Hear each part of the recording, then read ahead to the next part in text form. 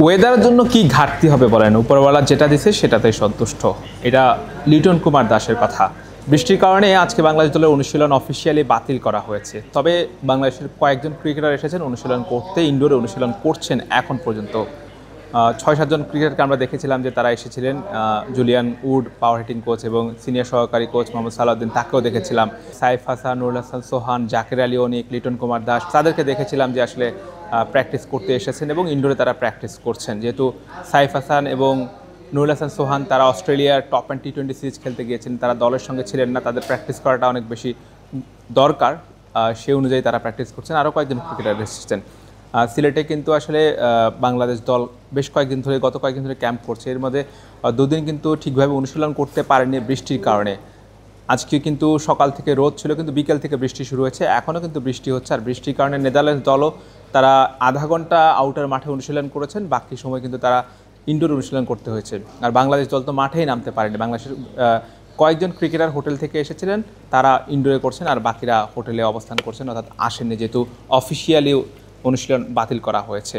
Captain Liton Kumar Das সংবাদ সম্মেলনে এসেছিলেন। তিনি আসলে সেখানে বলেছেন যে আসলে এই সিরিজে তাদের লক্ষ্যটি, নিঃসন্দেহে এই সিরিজের লক্ষ্যটা হচ্ছে এশিয়া কাপ, অর্থাৎ এই সিরিজ জেতাচ্ছেও তাদের কাছে এশিয়া কাপের প্রস্তুতিটা অনেক বেশি গুরুত্বপূর্ণ।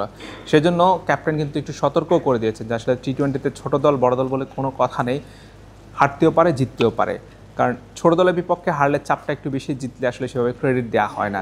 সেই জায়গা থেকে ক্যাপ্টেন কিন্তু আগে বার্তাটা দিয়ে রেখেছেন যে আসলে টি-20তে ছোটো দল বড় দল বলে কোনো কথা নেই, হারতেও পারে জিততেও পারে। তবে সুযোগ থাকবে যে সাইফ হাসান, নুরুল হাসান সোহান তাদেরকে বাজিয়ে দেখা, যেহেতু এশিয়া কাপের স্কোয়াডে তারা আছে।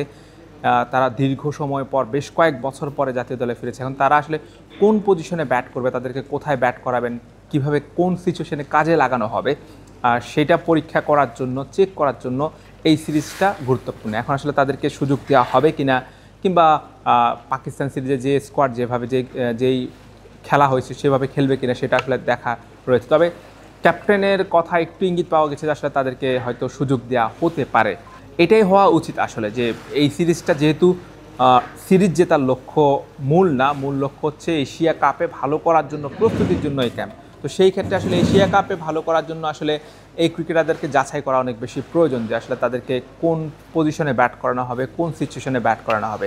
আবার আরেকটা বিষয় কিন্তু বলতে হচ্ছে যে যেহেতু বৃষ্টি হচ্ছে আজকে এবং আগামী কয়েকদিনও বৃষ্টির পূর্বাভাস আছে সিলেটে, তো বৃষ্টি হলে কিন্তু ম্যাচ কিন্তু হওয়া যদি না হয়, সেক্ষেত্রে কিন্তু আসলে যেই উদ্দেশ্য নিয়ে এই সিরিজটা করা, সেই উদ্দেশ্য কিন্তু সফল হবে না। সেজন্য আসলে বৃষ্টি না হলেই সবচেয়ে ভালো হয়, তাহলে বাংলাদেশ দলের প্রস্তুতিটা আসলে ভালোভাবে নিতে পারবে, তারা আসলে চেক করতে পারবে, রিয়েলিটি চেকটা করতে পারবে। আবুধাবির উইকেটটা অনেক স্পোর্টিং উইকেট হয়, সেখানে 200-220 রান হয়।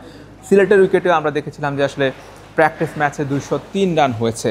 তো সেই ক্ষেত্রে এখানেও এই উইকেটটাও ওই স্পোর্টিং উইকেটে হবে, অর্থাৎ আবুধাবির উইকেটের ড্যামোটাই হবে মনে হচ্ছে যেন এখানে সেই উইকেটে বাংলাদেশ দলের ক্রিকেটাররা প্র্যাকটিস করবেন, তারা একটা ধারণা পাবেন বা একটা আত্মবিশ্বাস নিয়ে যেতে পারবেন।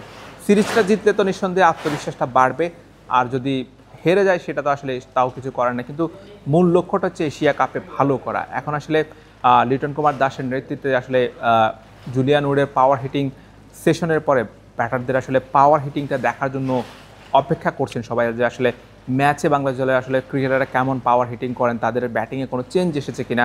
যদিও ক্যাপ্টেন লিটন কুমার দাস বলেছেন যে সেই চেঞ্জের জন্য অনেক বেশি সময় দিতে হবে, অপেক্ষা করতে হবে।